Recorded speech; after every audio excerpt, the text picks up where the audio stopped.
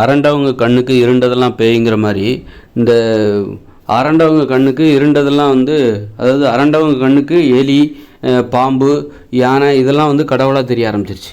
அதாவது இந்த கடவுள்னு சொல்லிட்டு கல்லை வணங்குறது, அப்புறம் சிலையை வணங்குறது, இந்த ஒவ்வொரு மதமும் ஒவ்வொரு கடவுளை சொல்லிக்கிட்டு இருக்குதுல்ல, கற்பிக்குதுல்ல, இது எல்லாமே இதெல்லாம் கடவுள்னு எப்படி நம்புகிறாங்க? கல்லை கடவுள்னு நினைக்கிறாங்க, எலியை பார்த்து கடவுள்ன்றாங்க, அப்புறம் பாம்பை பார்த்து, யானையை பார்த்து, இப்படி புலியை பார்த்து இதெல்லாம் கடவுள்னு சொல்லிகிட்டு இருக்காங்க. அப்படி தானே?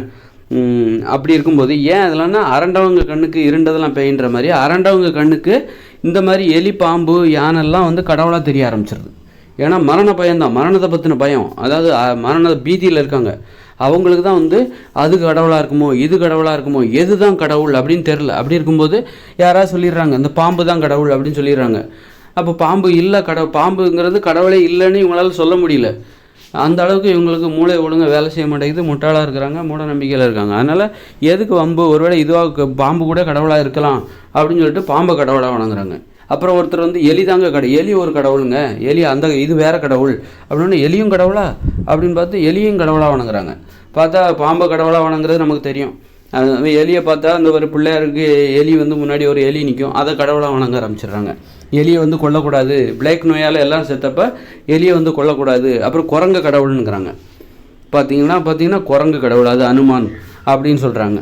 அந்த அளவுக்கு அரண்டு அந்த மரண பயத்தில் இருக்கும்போது எது கடவுள்னே தெரியாது. அந்த அளவுக்கு குழம்பி போய் மூட நம்பிக்கையால் பாதிக்கப்படும் போது இதுதான் கடவுள், அதுதான் கடவுள், குரங்கு தான் கடவுள், புலி தான் கடவுள் அப்படின்னு சொல்லிட்டு, எலி தான் கடவுள், பாம்பு கடவுள் அப்படின்னு சொல்லிட்டு, அது கடவுள், இது கடவுள் அப்படின்னு சொல்லிட்டு பீதியில் இருக்கவங்ககிட்ட போய் அவங்களுக்கு அரண்டதெல்லாம் கடவுளாக தெரிய ஆரம்பிச்சிட்டு, அரண்டவங்க கண்ணுக்கு இருண்டதெல்லாம் கடவுளாக தெரியும் மாதிரி அரண்டவங்க கண்ணுக்கு இந்த மாதிரி எலி, பாம்பு, புலி, பன்னி இதெல்லாம் கடவுளாக தெரிய ஆரம்பிச்சிருச்சு. கல், மண், சிலை இதுக்குள்ளே தான் கடவுள் இருக்குது அப்படின்னு கற்பிக்கிறது, இதெல்லாம் பார்த்திங்கன்னா ஒரு மரணத்தை பற்றின ஒரு குழப்பம். மரணம் எப்படி வருகிறது, சாகாமலே தப்பிச்சிடலாம், நோய் வராமலே நோய்கள் ஏன் வருகிறது, துன்பம் ஏன் வருகிறது அப்படின்னு தெரில. அதனால் இந்த குழப்பத்தில் தான் இந்த மாதிரி ஒரு மரணத்தை பற்றின ஒரு பயம். மரணம் எப்படி வருது, எதனால் வருது, நாம் சாப்பிட்ற சாப்பாடு தான் மரணத்துக்கு காரணம், எதை சாப்பிடணும், எதை சாப்பிடக்கூடாது, எதை செய்யணும், எதை செய்யக்கூடாது, வாழ்க்கையில் என்னென்ன நடைமுறைகள் இருக்குது, பிறருக்கு இடையூறு செய்யக்கூடாது, இப்படி நிறைய விதிமுறை இதையெல்லாம் பின்பற்றாமல் பிறருக்கு இடையூறு செய்கிறது, சாப்பிடக்கூடாததை சாப்பிட்றது, செய்யக்கூடாததை செய்கிறது, இப்போ நிறைய அதனால் மரணமும் நோய்களும் தாராளமாக வர ஆரம்பிச்சிச்சு. அப்போ எங்கேருந்து இந்த மரணம் வருது? திடீர்னால மரணம் வருது, திடீர்னாலும் செத்து போயிடறாங்க, திடீர்னாலும் நோய் வருது. அப்போ ரொம்ப குழப்பத்தில் இருக்காங்க.